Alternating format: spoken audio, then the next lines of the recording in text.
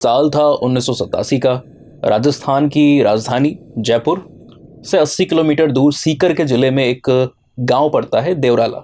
इस देवराला के गांव में सब कुछ ठीक ठाक तरीके से चल रहा था, लेकिन अचानक एक नवविवाहित पुरुष, एक सामान्य नागरिक, उसकी गैस्ट्रोएंटराइटिस नाम की एक बीमारी के कारण मृत्यु हो जाती है। और इस मृत्यु के बाद कुछ ऐसा एक कारवां चलता है कि तत्कालीन मुख्यमंत्री हरिदेव जोशी को भी रिजाइन करना पड़ता है। और प्रोटेस्ट इस प्रकार के होते हैं कि राजस्थान से मध्य प्रदेश, उत्तर प्रदेश से बंगाल, भारत के अलग अलग कोनों में और राज्यों के अंदर में एक इमेंस प्रोटेस्ट आपको देखने को मिलता है। नमस्कार, मेरा नाम उत्कर्ष सिंह और आज हम यहाँ पर आपके साथ डिस्कस करने वाले हैं सती प्रथा से रिलेटेड एक ऐसा केस जिसने बहुत सारे प्रेसिडेंट को रखा और कई तरीके की मान्यताएं इसके साथ जुड़ी हुई हैं, लोगों के बिलीफ भी जुड़े हुए हैं।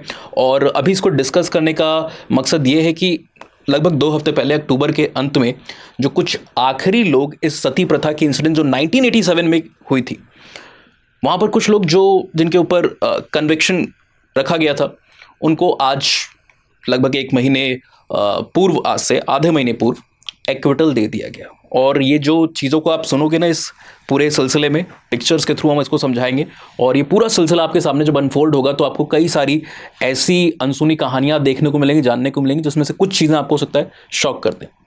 ठीक है, तो आइए इस केस के बारे में बात करते हैं।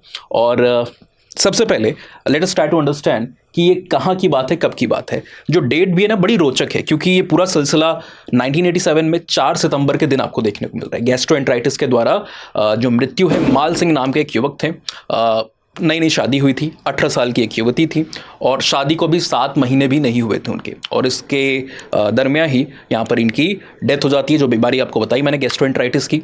और फिर ये सती प्रथा जो उनकी वाइफ थी, न्यूली वेड जो ब्राइड थी, वो वहाँ पर कर रही होती हैं।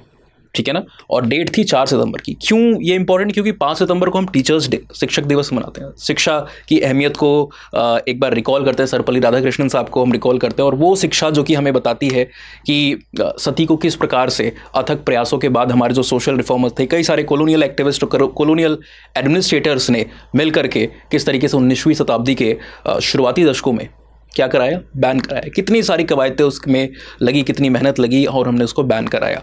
लेकिन लगभग उससे 100-150 साल बाद के समय में कुछ इस प्रकार की घटनाएं हुई। और ये ऐसा नहीं कि ये कोई आखिरी घटना है। आज़ादी के बाद मीनाक्षी जैन करके एक ऑथर हैं और एक हिस्टोरियन हैं, उन्होंने अपने कुछ डिस्कशंस के अंदर, किताब भी उन्होंने सती के ऊपर लिखी, वहाँ पर बताती हैं कि कई ऐसे इंसिडेंट्स आपको देखने को मिले हैं recorded even after the independence.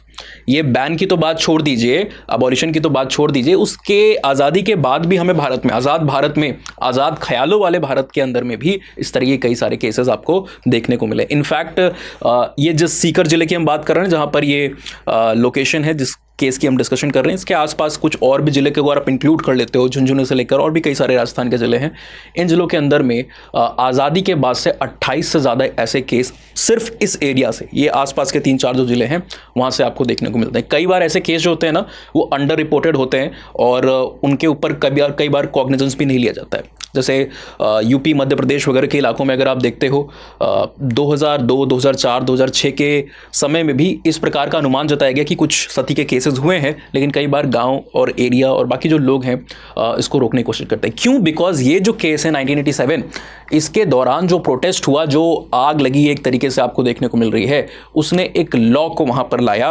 1987 में, जो आपका एंटी सती लॉ था, जिसके सेक्शन 5 के तहत बैन तो करता ही, ये क्रिमिनलाइज करता है सती प्रथा को, लेकिन इसके सेक्शन 5 को अगर आप देखते हो तो ग्लोरिफिकेशन, कई लोग जो होते हैं सती को एक धर्म के रूप में, सती धर्म यहाँ पर बोला जाता है और इसको मनाते हैं। इस तरीके से कुछ मंदिर भी कई बार बनाए जाते हैं, है ना, कुछ मज़ार वगैरह होती है जहाँ पर वो सती प्रथा को कंडक्ट किया गया होता है, उसको वहाँ पर सेलिब्रेट करते हैं, ग्लोरीफाई भी करने की कोशिश करते हैं। तो इवन ग्लोरिफिकेशन जो कई बार as per certain human rights activist and certain NGOs, जो स्कॉलर्स, उनका मानना है कि ये एक मोटिवेशन का काम करता है लोगों को, कि ये बहुत अच्छी चीज़ है, बहुत बड़ी चीज़ है और लोगों को प्रेरित करता है, सिर्फ करने वाले को नहीं, इनफैक्ट जो कई बार फोर्स करते हैं इस प्रथा को कराने के लिए, भागीदार बनने के लिए, उनको भी ये मोटिवेशन देता है कि हमारे गांव का भी ऐसा नाम होगा, कभी अगर मंदिर बन गया तो इसकी एक सती की इकोनॉमी भी है। और सती की इकोनॉमी की हम यहाँ पर बात करेंगे। इकोनॉमिक एस्पेक्ट सती आपने शायद बड़ा कम सुना होगा, लेकिन इस लेक्चर में we are going to deal with that. बहरहाल यही वो स्पेस एरिया आपको देखने को मिल रहा है जहाँ पर रानी कुंवर, एक मिनट मैं आपको, हाँ रूप कंवर है ना इनका ये नाम था, एग्जैक्ट जो नाम है, जिनकी अपने हस्बैंड के साथ देख रहे हो आपको इमेज यहाँ पर देखने को मिल रही है। शादी के दौरान आपको देखने को मिलेगा ये उनकी एक फुल पोर्ट्रेट इमेज आपको देखने को मिल रही है ना, बिफोर डेथ डेफिनेटली। और अभी भी ये मामला जो है ना यहाँ पर ये साबित नहीं हो पाया कि क्या उन्होंने खुद को वहाँ पर जलाया, इम्यूलेट किया, या फिर किसी ने उनको फोर्स किया। लोकल्स जो हैं और जो किंवदंतियां हैं, लेजेंड्स जो हैं, लोगों के मिथ्स जो हैं वहाँ पर, वो इस प्रकार से हैं कि उन्होंने खुद ही पूरा 16 श्रृंगार करके और अपने आप को वहाँ पर प्रेजेंट किया और इस सती प्रथा के अंदर में उन्होंने जो अपना धर्म है उसकी वहाँ पर पूर्ति की। किसी ने उनको फोर्स वहाँ पर नहीं किया। लेकिन कुछ रिपोर्ट्स हैं, कुछ प्राइवेट इंक्वायरीज जो की गई और पुलिस की तरफ से भी जो कुछ आशंकाएं जताई गई, जिनके बारे में भी बात करेंगे, वो ऐसा दर्शाती हैं कि शी वॉज बीइंग फोर्स्ड और बड़ी दर्दनाक तरीके से वो मृत्यु वहाँ पर आपको देखने को मिली। एक डिस्कशन का यहाँ पर पॉइंट ये भी है प्रिंट के अंदर में, मोस्ट ऑफ द थिंग्स जो यहाँ पर आपको प्रिंट का ये आर्टिकल देखने को मिल रहा है कि sati economy is still big in Rajasthan, no pending file on the Roop Kanwar इन जयपुर। तो हम सती इकोनॉमी की बात करेंगे और प्रिंट के अंदर में ये पूरी केस आपको देखने को मिल जाएगा जहां से हम कई सारे रेफरेंस ले रहे हैं। जब इनकी बहरहाल 18 साल की उम्र के आसपास में जब शादी होती है तो ठीक ठाक से धूमधाम से पूरी जैसे रीति रिवाज है उसके तहत से शादी हो रही है। और जब ये आती हैं तो शादी के तहत लगभग, इसी प्रिंट के अंदर से मैं आपको जानकारी दे रहा हूँ, मेरी कोई पर्सनल इन्फॉर्मेशन नहीं है, लगभग कुछ 40 तोला, अब एक तोला मेरे ख्याल से कुछ 11.5 ग्राम के आसपास होता होगा, 40 तोला सोना साथ में अपने लेके आई। कलर टेलीविज़न, आप सोचिए 80s के दशक में इतना भी लिबरलाइजेशन, एलपीजी रिफॉर्म्स नहीं हुए थे, इतना भी ज़्यादा एक्सेसिबल नहीं था कलर टेलीविज़न उस ज़माने में, है ना। तो कलर टेलीविज़न से लेकर के 30,000 रुपये की एफडी, किचन से रिलेटेड कई सारे सामान और भी कई सारी जो चीज़ें हैं वो यहाँ पर अपने साथ में लेकर के आई थी और सब कुछ सही तरीके से चल रहा था जब तक वो बीमारी डायग्नोस हुई और तबीयत थोड़ी समय खराब रहने लगी और उसके बाद फाइनली उनकी डेथ हो गई 3 सितंबर 1987 को और 4 को ये पूरी की पूरी आपको एक्ट देखने को मिलती है। उसके बाद क्या हुआ, कई लोगों ने इसको ग्लोरीफाई करने की भी कोशिश की, वहाँ के जो लोग हैं, इनफैक्ट अभी आप आगे जाके पढ़ोगे ना, उनके जो खुद के भाई हैं, उनके जो सगे ब्रदर हैं जिन्होंने सती प्रथा को किया, वो कहते हैं कि मुझे प्राइड है। उनकी टेबल पे आप जाओगे राजस्थान के अंदर में ही, ट्रांसपोर्ट नगर के अंदर में वो वहाँ पर काम कर रहे हैं, जयपुर के क्योंकि ही शहर में मेरे ख्याल से, और अपनी फाइल पे जहाँ पर वो काम करते हैं उन्होंने एक बड़ा सा पूरा एक कलेक्शन कर रखा है, डॉक्यूमेंट्स को उन्होंने कंपाइल करके रखा है, जिसके अंदर में पूरा डॉक्यूमेंटेशन है किस प्रकार से पूरी घटना हुई, क्या क्या उसके बाद हुआ, क्योंकि बड़ा केस है ये बन चुका था, है ना। तो उनको काफ़ी गर्व बताते हैं कि जब मुझे पहली बार एक कॉल पे पता चला कि ऐसा ऐसा हुआ है, तो instead of being sad the brother, उन्होंने इंटरव्यू में बताया कि I was very much proud of this thing, कि ऐसा हुआ है ना, और ये बहुत बड़ी बात है और हम सबके लिए एक तरीके से मिसाल की बात है। फिर कई सारे प्रोटेस्ट हुए, कई लोग वहाँ पर एक चुनरी फेस्टिवल करके कहा जाता है जहाँ पर इस चीज़ को सेलिब्रेट करने की बात कही, तो कुछ वुमेन राइट एक्टिविस्ट हैं जिन्होंने इस चीज़ को देखा और उन्होंने जाकर के अपनी बॉडी को बताया, जो प्रेसिडेंट थे उस बॉडी की, उनके पास ये बात गई और एक मैसिव लेवल पर वहाँ पर प्रोटेस्ट करने की भी कोशिश की गई। और इस प्रोटेस्ट के बाद कई सारे स्टेप्स लिए गए। एक तो ये एंटी जो आपको जो एंटी आपकी सती लॉ है, जो भी मैंने आपसे बताया, जिसकी जानकारी दी, वो भी आपको आते हुए देखने को मिलता है और कई सारे कन्विक्शन भी आपको लगातार देखने को मिलते हैं। लगभग 96 में 32 लोग कन्विक्टेड थे और बाद में अलग से जो सती निवारण करके जो आपका कोर्ट्स होते हैं उसके अंदर में भी 45 के आसपास लोग वहाँ पर कन्विक्टेड थे। तो टोटल 45 के आसपास, जिसमें से 32 यहाँ पर भी थे, वो कन्विक्टेड थे। 2004 आते आते अक्टूबर के ही मंथ में 25 लोग एक्विट हो जाते हैं आउट ऑफ टोटल 45 इंडिविजुअल, 45 में से 25 का एक्विटल हो जाता है। और अभी 2024 अक्टूबर में जब मैं इस वीडियो को शूट कर रहा हूं, उससे लगभग आधे महीने पहले लास्ट मंथ में 8 बचे हुए जो लोग थे उनका भी एक्विटल हो जाता है। आप कहोगे सर 25 + 8 तो लगभग कुछ 33 होता है, 45 में से 33 निकाला तो लगभग कुछ 12 के आसपास बचेगा, बाकी 12 क्या, उनमें से कुछ की डेथ हो गई और कुछ अभी भी एब्सकॉन्डिंग है, यानी कि भागे हुए हैं, ठीक है ना। जब ये महिला समूह जो था, जब इन्होंने प्रोटेस्ट करना शुरू किया, तो इन्होंने एक बेसिकली रिट भी दायर की राजस्थान के हाई कोर्ट में, और वो रिट दायर करने के बाद कोर्ट ने तुरंत एक ऑर्डर निकाला और उस ऑर्डर के तहत ये जो पूरा गैदरिंग होनी थी ना, जो गैदरिंग बुलाई गई थी इसको सेलिब्रेट करने के लिए, कोमेमोरेट करने के लिए, उसको वहाँ पर बैन कर दिया। लेकिन उस बैन के बावजूद वहाँ पर 2 लाख लोग, आप सोचिए, इकट्ठा हो जाते हैं। और ये 2 लाख लोग में सामान्य लोग नहीं, कई बार क्या होता है ना कि जो राजनेता लोग होते हैं उन्हें भी अपनी कई बार जो रोटियां होती हैं उस पर सेकनी होती है, जो कहते हैं ना बहती गंगा में हाथ धोना। तो लोगों के सेंटिमेंट, अंत में लोग आपको वोट देंगे, कुछ 5-6 एक्टिविस्ट या 20-30 लोगों का एक कोई समूह आपको वहाँ पर इलेक्शन नहीं जिताने वाला है। लोग क्या चाहते हैं, और इतनी भारी भीड़ अगर आपको एक एरिया में एक इंसिडेंट पे इकट्ठा होते हुए देखने को मिल रही है, तो सबको पता था कि समय की धार किस तरफ बह रही है। तो कई सारे एमएलएज भी वहाँ पर आपको जाते हुए देखने को मिलते हैं, और जो वहाँ पर चंदा कलेक्ट या फिर जो भी डोनेशन जो भी किए गए कोमेमोरेशन के लिए, वो अमाउंट आप जानते हो कितनी है? 1987 के 70 लाख। आज आप इन्फ्लेशन एडजस्टर में इसको कैलकुलेट करके देखिए, आंकड़ा निकालिए कितने करोड़ों के अंदर में ये चीज़ वहाँ पर बनती है। लगभग अगर आपका 6 से 7% का भी इन्फ्लेशन का रेट अगर आप मान के चल रहे हो, एवरेज इन्फ्लेशन रेट, तो आप कैलकुलेट करके देखिए, कैलकुलेट आप करके देखिए कि क्या ये अमाउंट होगा आज इतने सालों बाद 87 से 2024 में। इतना अमाउंट वहाँ पर एक दिन में इकट्ठा आपको होते हुए देखने को मिला था, ठीक है ना। और यहाँ पर ये सिलसिला रुकता नहीं है, उसके बाद से टोटल एक देवी माँ का कल्ट बन जाता है, माता की तरह वहाँ पर सेलिब्रेट किया था। और सिर्फ ये केस नहीं है, इसके आसपास जैसे मैंने बताया कि झुंझुनू करके एक एरिया जो आपको देखने को मिलता है, वहाँ पर one of the grand, like सबसे बड़ा और सबसे ओल्डेस्ट सती माता टेम्पल, इसका नाम है रानी माता टेम्पल, ठीक है ना। वो और भी भव्य है, उसके अभी आपको इमेज भी आते हुए आगे दिखाऊंगा। हाँ, ये देखिए, ये इमेज आपको देखने को मिल रही है, ये सबसे बड़ा है और सबसे भव्य तरीके से। तो वहाँ पर मंदिर की भी डिमांड, तो यहाँ पर अभी मंदिर नहीं बना हुआ है, लेकिन जो कई सारे पुजारी हैं, कई सारे जो वहाँ के लोग हैं, गाँव के प्रीस्ट हैं, उनकी डिमांड है कि भैया यहाँ पर भी आपको मंदिर इनका बनते हुए देखने को मिलना चाहिए, रूप कंवर जी का, और हमें इसको एक बड़े पैमाने पे ले जाना चाहिए। प्रीस्ट ने ये भी कहा, क्योंकि अभी देखिए ये इसका ग्लोरिफिकेशन जो है ना, ये पूरी तरीके से इसके खिलाफ वैधानिक कार्रवाई हो रही है, कई लोग को जेल में भी डाला गया अलग अलग समय पे, जो भी ग्लोरीफाई करते हैं, इस केस में या दूसरे केसों में भी। तो प्रीस्ट ने ये भी कहा कि अगर आप ऐसा नहीं कर सकते तो चलिए इसको आप शक्ति मंदिर कह करके आप यहाँ पर मंदिर बनवा दीजिए, है ना, लेकिन कोमेमोरेट हम इसी इवेंट को करेंगे, इन्हीं को हम यहाँ पर करेंगे। तो इस तरीके की आपको टेंडेंसी देखने को मिलती है लोगों के बीच में। अभी पूरी की पूरी एक सती इकोनॉमिक्स, जो प्रिंट के आर्टिकल में यहाँ पर डिस्कस्ड, एक सती इकोनॉमिक्स यहाँ पर चल रही है। कैसी इकोनॉमिक्स है?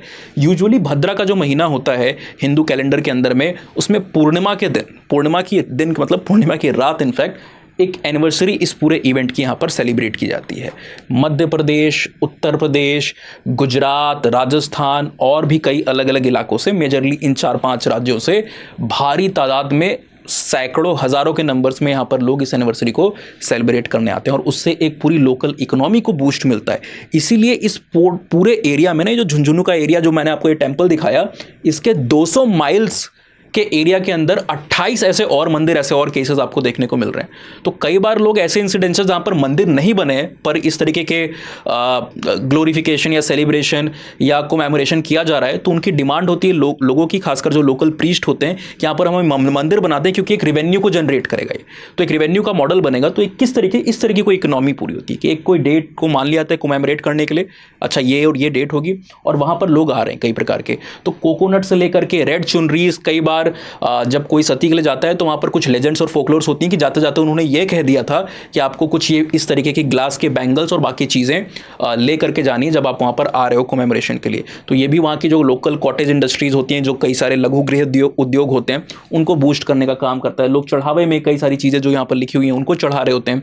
गुजरात की एक वन ऑफ द फैमिली, एक ग्रुप है जो वहाँ यहाँ पर हर साल इस तरीके कोमेमोरेशन में आता है, जब भी ये अरेंज होता है, और वो भंडारास को यहाँ पर लगाते हैं। और भंडारा जब आप लगाओगे तो गुजरात से सारी चीज़ें उठा करके नहीं लाओगे, तो जो भी चीज़ें यहाँ पर अरेंज हो रही हैं, तिरपाल, टेंट वगैरह, खाने पीने की रसोई से संबंधित जो कंटेनर्स हैं, जो रसोई आपको लगेंगे, जो मटेरियल इंग्रेडिएंट चाहिए, वो सारी चीज़ भी आप यहाँ से अरेंज करते हो। तो लोकल जो कारीगर होते हैं उनको भी यहाँ पर एक एडवांटेज देखने को मिल रहा है। तीसरा क्या आपको देखने को मिलता है कि आज के ज़माने में हम डिजिटल युग में जी रहे हैं, तो इसको सिर्फ यहीं तक नहीं छोड़ा। एक तो आप कोमेमोरेट कर रहे हो ऐसी चीज़ को, और कोमेमोरेट करने के साथ साथ यूट्यूब दर्शन को भी, कुछ जो यूथ के लोग हैं ना, उत्तर प्रदेश, राजस्थान, ऐसे जगहों के, इन लोगों ने इसका एक यूट्यूब दर्शन कर दिया। जैसे आप कई सारे मंदिरों में भी देखते होंगे डिजिटल दर्शन और डिजिटल आरती के प्रावधान आपको मिलते हैं, उसी तरीके से यहाँ पर यूट्यूब दर्शन को शुरू किया गया, जहाँ पर टीनेजर्स एक व्लॉगिंग करते हुए आपको पूरे प्रेमाइसेस जो है ना, जैसे ये झुंझुनू का मंदिर है तो उसका आपको पूरे दर्शन कराएंगे, जो सती टेम्पल होता है उसका पूरा आपको दर्शन कराएंगे, और वहाँ के प्रीस्ट से फिर कई सारे किस्से कहानियाँ जो कि एक तरीके से ग्लोरीफाई कर रहे होंगे इस इवेंट को, है ना। लेकिन बड़ी सावधानी से किया जाता है, क्योंकि अब वो लॉ यहाँ पर आ चुका है, तो सावधानी रहनी पड़ती है। नीचे एक डिस्क्लेमर भी जा रहा होता है कि ये चीज़ ऐसी ऐसी है और ये हम इसको प्रमोट नहीं कर रहे हैं किसी तरीके से, सती को या सती प्रथा को या ग्लोरीफाई नहीं कर रहे हैं, तो डिस्क्लेमर भी जाता है, पर फिर भी आप क्या कर रहे हो, इनडायरेक्टली उसको बढ़ा चढ़ा करके दिखाने की और जो उसके साथ एसोसिएटेड एक प्राइड है उसको भी आप दिखाने की बात कर रहे हो। अब इस प्रकार की जो सती प्रथा है कई सारे राजस्थान के हिस्सों में इसको सेकेंड इन लाइन माना जाता है जौहर के बाद। जौहर जो आपने शायद पद्मावत के अंदर में देखा था, जिसको दिखाया गया था, संजय लीला बंसाली साहब की मूवी थी, और इस मूवी पे काफ़ी रिलीज़ के समय काफ़ी बवाल भी हो गया था, काफ़ी हंगामा भी हुआ था, है ना। इनाम की राशि दे दी, टाइटल से लेकर के सेंसर बोर्ड से लेकर के बहुत सारे इश्यूज आपको आते हुए देखने को मिलते हैं। वहाँ पर भी एक जौहर का सीन आपने देखा जहाँ पर मास कई सारे जो लोग हैं, जो फीमेल लीड थी, एक्ट्रेस थी उसमें दीपिका जी, उनके साथ कई सारे लोग वहाँ पर क्या कर रहे हैं, जौहर को कर रहे हैं। तो जौहर के ही समकक्ष उसके बाद इसको यहाँ पर तवज्जो दी जाती है, और प्राइड के साथ भी, जो लोगों का वहाँ पर एक प्राइड है ना, उसके साथ भी बेसिकली आपको जुड़ा हुआ देखने को मिलता है। बहरहाल ये देखिए, ये जो एक घर था जहाँ पर मैरिटल हाउस, जिसमें वो आप कह सकते हो आफ्टर द मैरिज आई थी, रह रही थी, वहाँ पर ये श्री रूप कंवर सती माँ करके एक ऐसे जो उनका घर है, वहाँ पर लोग ने नाम लिख दिया है। इसको भी हर साल अच्छे से पेंट वेंट कराया जाता है, तो और भी इलाकों में आसपास के जो कई सारे घर हैं, झरोके हैं, उनको पेंट कराया जाता है इस कॉमेमोरेशन में। तो वहाँ से भी एक इकोनॉमिक थोड़े बहुत ही सही, लेकिन रेवेन्यू जो होता है जनरेट हो रहा, तो लोगों को काम में एक तरीके से मिल रहा होता है। तो यहाँ पर क्या है कि ये जाली जो है ना, ये जाली के अंदर, इस जाली के उस पार आपको बेसिकली जो इमेजेस है, जो फोटोज़ है, वहाँ पर वो देखने को मिल जाएगी, है ना।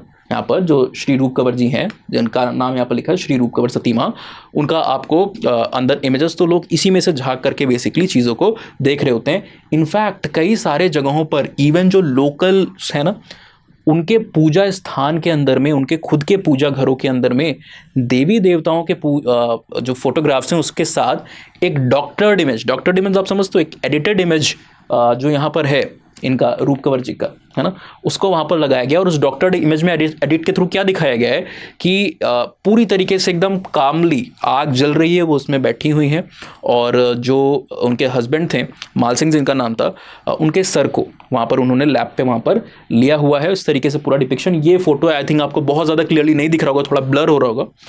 ये भी प्रिंट से ही, मोस्ट ऑफ द इमेजेस जो है वो प्रिंट के ही आर्टिकल से यहाँ पर हमने यहाँ पर रखी हुई है, तो थोड़ा सा ब्लर हो रहा होगा, लेकिन आपको फिर भी एक इंडिकेशन मिल रहा होगा। तो एक पूजा घरों में भी लोग ने उस चीज़ को रखा है, और लोगों की मान्यताओं में।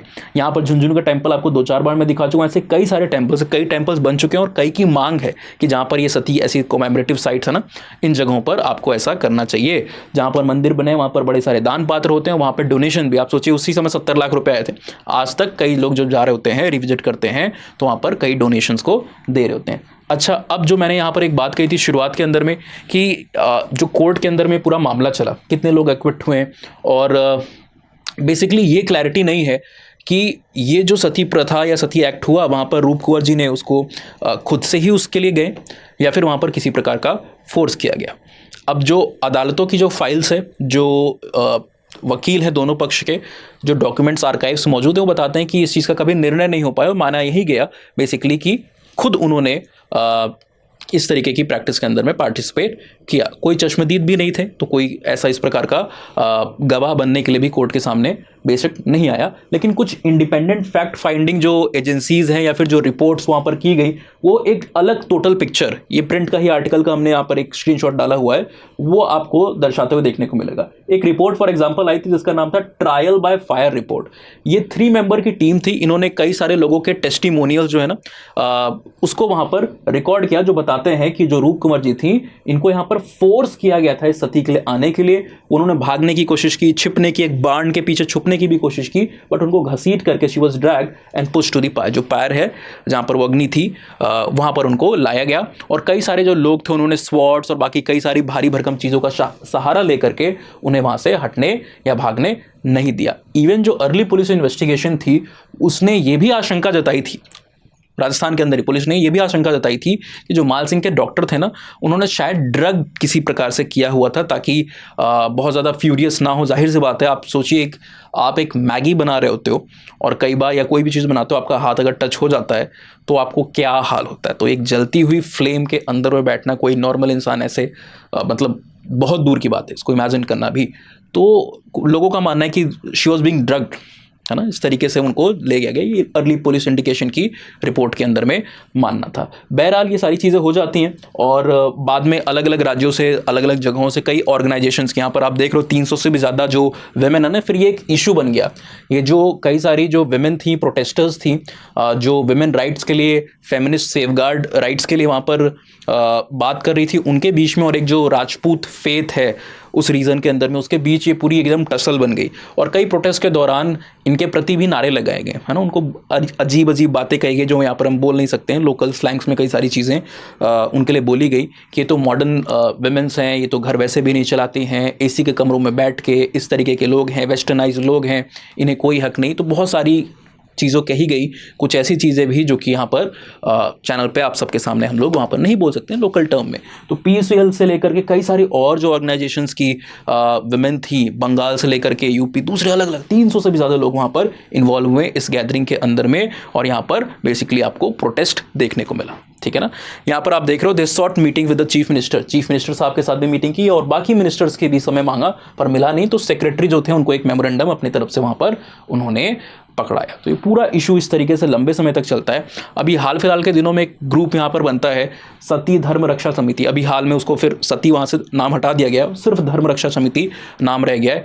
इसने भी एक ऑर्गेनाइज किया, एक तरीके से आप कह सकते हो पूरा समारोह को ऑर्गेनाइज किया, जिसमें लगभग 70,000 के आसपास लोग। आप सोचिए अभी के समय में, प्रेजेंट डेकेड में, ये 87 और अर्ली 2000 की बात नहीं हो रही है, अभी के दशक की बात हो रही है।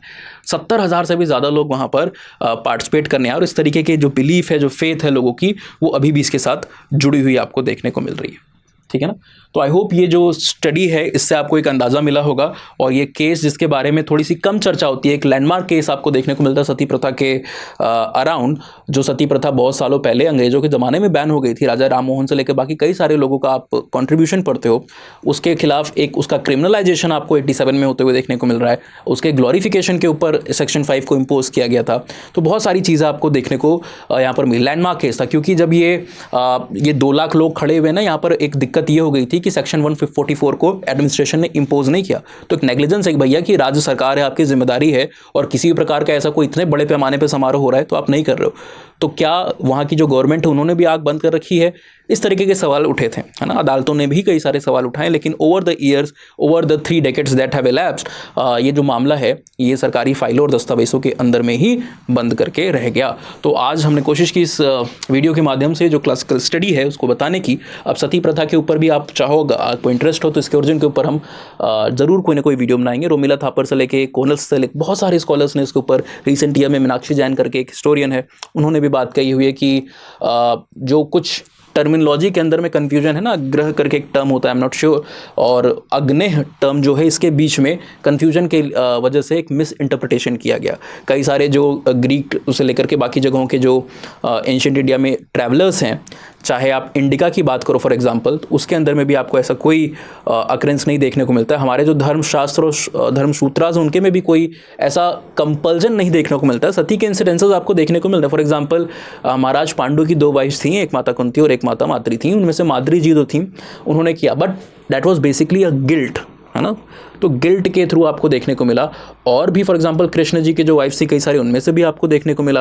रामायण के अंदर में भी 1-2 आपको इंसिडेंसेस देखने को मिल रहे होते हैं। ऑल्दो दशरथ जी के केस में नहीं हुआ, रावण के केस में नहीं हुआ, लेकिन कुछ इंस्टेंसेस स्टोरीज से आपको रामायण में भी देखने को मिलते हैं। तो हेयर एंड देयर कुछ अकरेंसेस है, बट ऐसा नहीं कि कोई ऑब्लिगेशन है, ना ही धर्मसूत्रास के अंदर में, नहीं कहीं और पे। जो टर्मिनोलॉजी है वो बहुत ही ज़्यादा क्लोजली एसोसिएटेड है एक्चुअली सती माँ में, जो भगवान शिव की वाइफ थी और दक्ष प्रजापति जी की बेटी भी थी।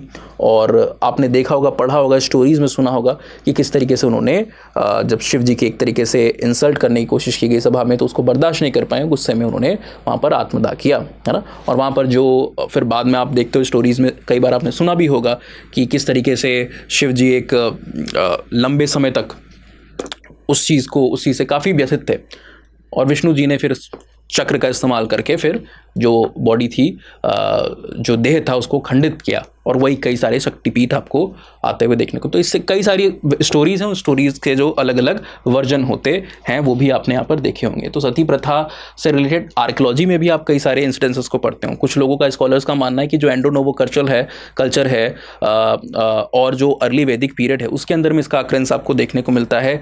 कई सारे जो स्क्रिप्चर्स हैं दोनों कल्चर्स के, वहाँ पर भी हमें कुछ एनेक्डोट्स इसके मिल रहे होते हैं। अब साउथ इंडिया में भी आप जाते हो ना, तो जो नियोलिथिक एज है, आखिरी पार्ट नियोलिथिक एज का, और जो आपका पूरा का पूरा आयरन एज है ना, इस समय में मेटल एज का जो पार्ट है आयरन एज, इस समय में साउथ इंडिया की कई सारी साइट्स हैं, जैसे उतनूर है, पय्यमपल्ली वगैरह है। इन जगहों पर एक स्ट्रक्चर आपको देखने को मिलता है जिसको आर्कियोलॉजिकल टर्म्स में हम ऐश माउंट्स बोलते हैं। तो स्कॉलर्स का मानना था शुरुआती दशकों में, पहले जब ये मिलने लगे ऐश माउंट, एक तरीके से हीप हुआ करता था, एक गट्ठर आपको बड़ा सा पाइल देखने को मिलता था।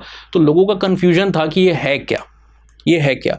जब इसका आर्कियोलॉजिकल मटेरियल कल्चर एनालिसिस हुआ तो पता लगा कि अच्छा ये काऊ डंक है जिसको बर्न करके रखा गया। लेकिन शुरुआती समय में जब तक ये चीज़ नहीं हमारे पास थी, तो जो फोकलोर्स होती है ना, लोगों की मान्यताएं होती हैं, वो कहती थी कि ये एक मास सेरेमोनियल ग्राउंड था या मास सती का ग्राउंड था, जहाँ पर बहुत सारे लोग ने सती प्रथा को अलग अलग समय में जब भी होती थी प्रथा तो इसी जगह पर होती थी। तो उसी के जो ऐश है, जो राख है, वो यहाँ पर सॉलिडिफाई होकर के रखी हुई है, ऐसा लोगों का वहाँ पर मान्यता थी। तो कई सारे हमारे जो रिकॉर्ड्स हैं अलग अलग टाइम पीरियड के, उसमें इसके जिक्र आपको देखने को मिलता है। कभी हम एक वीडियो सती प्रथा के ऊपर, इसकी हिस्ट्री के ऊपर अगर आपको चाहिए तो आप कमेंट सेक्शन में बताइएगा, हम ज़रूर लेकर के आएंगे। But before that let me share a very important information with you. आप में से ऐसे लोग जो एंथ्रोपोलॉजी ऑप्शनल में इंटरेस्ट रखते हो, यूपीएससी के आप कैंडिडेट हो, यूपीएससी के नंबर 1 ऑप्शनल को ज्वाइन करके अपने सिलेक्शन को इंश्योर करना चाहते हो, जिसका सक्सेस रेट पास्ट 10 ईयर्स के आसपास, 8 to 10 ईयर्स में सबसे हाईएस्ट रहा है। टॉपर्स की अगर आप बात करो तो लाइक 1 to 10 सिर्फ एंथ्रो है, बाकी ऑप्शन इसके बाद आते हैं, क्योंकि कोई इसके आसपास में नहीं। सक्सेस रेट में तो है कई सारे ऑप्शनल, 3 ऑप्शनल हैं जो कि पिछले दशक में 8.2% से ज़्यादा की सक्सेस रेट रखे हैं। तो वहाँ पे 3 ऑप्शनल है आउट ऑफ 25+ ऑप्शनल्स, ठीक है ना। लेकिन टॉपर्स की आप बात करोगे तो कोई इसका हाथ पकड़ने के काबिल नहीं है, इतना दूरी है पहले और दूसरे ऑप्शनल में। सिलेबस भी शॉर्ट है, क्वेश्चंस मोस्टली पीवाईक्यू से कई सारे रेपिटेटिव आपको देखने को मिलते हैं, थीम्स बदलती हैं, पैराफ्रेजिंग होती है, लेकिन demand of the question mostly एक ही तरीके की रहती है जो पीवाईक्यूज में आई हुई है। डायनेमिक नहीं है ये, शॉर्ट के साथ साथ ये भी फ़ायदा मिलता है आपको कि एक बार ख़त्म किया तो बस रिवाइज करना है, आंसर राइटिंग करनी है आपको, बहुत ज़्यादा करंट अफेयर्स उसमें ऐड नहीं करने पड़ते हैं, हर दिन कुछ नया नहीं आ रहा होता है। तो हमारे बैचेस आपके जो अभी हैं फिलहाल 15 नवंबर से स्टार्ट होने वाले हैं। ये फ्रेश बैचेस हैं, यानी कि पेपर 1 के यूनिट 1.1 से ही आपके स्टार्ट होंगे। और फिर हमारे फ्रेश बैच, मुझे नहीं पता, मेरे ख्याल से 2-4 एटलीस्ट 4 महीने तक तो नहीं होंगे, इसकी मैं लिखित में गारंटी आपको दे सकता हूँ, फ्रेश बैचेस। तो 15 नवंबर से they are starting. The fee for the admission is 14,999। इस फी में आपको लाइव क्लास मिलती है, रिकॉर्डेड लेक्चर मिलता है जिसकी वैलिडिटी एडमिशन से 18 महीने तक रहती है। तो अगर आपको ही पता है, बी रियलिस्टिक, पहले अटेम्प्ट में अगर सिलेक्शन नहीं हो रहा है तो आपको वापस से एनरोल करने की ज़रूरत नहीं होती, आपके पास वैलिडिटी रहती है कोर्स के ड्यूरेशन से 3-4 टाइम्स ज़्यादा दिनों तक, यानी कि लगभग 18 महीने की, 1.5 साल की वैलिडिटी रहती है। या फिर अगर आपका कोई कॉलेज में वर्क आ गया, वर्किंग प्रोफेशनल है, कुछ बीच में ब्रेक आया तो भी, या तबीयत होना, लेकिन अगर कोई दिक्कत आए तो आप उसको कवर कर सकते हो। You have to be prepared for uncertainty, इसलिए 18 महीने की वैलिडिटी, लंबी वैलिडिटी आपके पास दी जाती है। साथ ही साथ कंटेंट यहाँ पर एक अलग पन्ना आपको नहीं पढ़ना है कहीं से, क्रक्स जो कि रेफरेंस मटेरियल है वो मिलता है, कई सारी किताबों का जो जोड़ है उस क्रक्स के अंदर में। प्लस आपको क्रक्स के अलावा जो दूसरा मटेरियल हम यहाँ पर देते हैं वो है क्लास पीपीटीज़, जिससे आपको क्लास में रनिंग नोट्स बनाने की ज़रूरत नहीं पड़ती है कि बोर्ड पे सर जो लिख रहे हैं वो हट ना जाए तो जल्दी जल्दी लिख लो, वो नहीं करना पड़ता, क्योंकि पूरे बोर्ड पे जो कुछ लिखा जा रहा है या जो कुछ पहले से मौजूद है ना, वो पीडीएफ बन के आपको भेज दिया जाता है। और आपके हैंड रिटन नोट्स होते हैं जो मेंस अपीयर्ड कैंडिडेट आपके लिए बना रहे होते हैं, डिजिटली आईपैड बनाते हैं, तो राइटिंग समझने का कोई इश्यू नहीं होता है। एक और अच्छी बात यहाँ पर यह आपको मिल जाती है कि इन नोट्स के अंदर में जो फ्लो चार्ट यूज़ किया जा रहा है उसको आप एग्जामिनेशन में यूज़ करके ज़्यादा नंबर को ला सकते हो। प्लस ये ही नहीं, अभी और है, टेस्ट सीरीज़ भी आपको मिलती है जहाँ पर 8 सेक्शनल और 4 फुल लेंथ पेपर हैं, इनके मॉडल आंसर्स प्रॉपर मिलते हैं, रिकॉर्डेड डिस्कशन मेरे द्वारा मिलता है, मैं खुद डिस्कस करता हूँ, कोई और नहीं करता है, हर एक क्वेश्चन का डिस्कशन होता है, एक क्वेश्चन का होता है।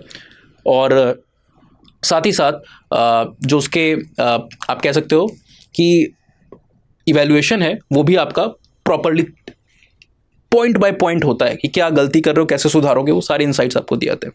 एडमिशन लेते समय आपको ये कोड यूएस लाइव इस्तेमाल करना है, इससे आपको मैक्सिमम डिस्काउंट तो मिल ही जाएगा हर एक कोर्स पे स्टडी IQ पे, नॉट ओनली एंथ्रोपोलॉजी। अगर आप किसी और कोर्स में भी एडमिशन लेना चाहते हो P2Y वगैरह में, वहाँ पर भी इस कोर्स से आपको मैक्सिमम डिस्काउंट मिल जाएगा, प्लस मेरी गाइडेंस आपको मिल जाती है, मेरे द्वारा गाइडेंस आपको मिल जाती है। उसके लिए आपको मुझे एडमिशन लेने के बाद मुझे नोटिफाई करना होता है मेरे एक इंस्टाग्राम के ID पे। वो ID क्या है, वो ID आपके सामने यहाँ पर लिखिए, उत्कर्ष सिंह _here ऑन इंस्टाग्राम, ठीक है ना। इंस्टा नहीं चलाते हैं तो नीचे ईमेल ID पे आप कर सकते हो। हाँ, अगर आप ऑप्शन को लेकर के, सिलेक्शन को लेकर के कंफ्यूज हो कि which option will the right option for me, in that case also आप मुझे इन IDs पे ही रीच आउट करोगे।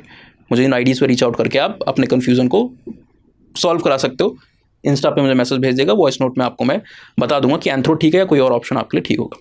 प्लस अगर आप स्टडी IQ के पुराने स्टूडेंट हो, पहले से किसी कोर्स में एनरोल्ड हो, तो आप एक्स्ट्रा डिस्काउंट के लिए भी मुझे रीच आउट कर सकते हो किसी भी कोर्स में एडमिशन लेते समय इन IDs के ऊपर, Utkarsh Singh _here on Instagram, and this is the email ID।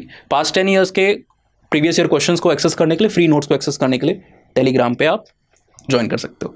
Admission में कोई भी दिक्कत हो तो भी इन IDs पे आप मुझे रीच आउट कीजिएगा। Hopefully see all in the next video and hopefully also in the batches. So good bye, take care, have a very nice day.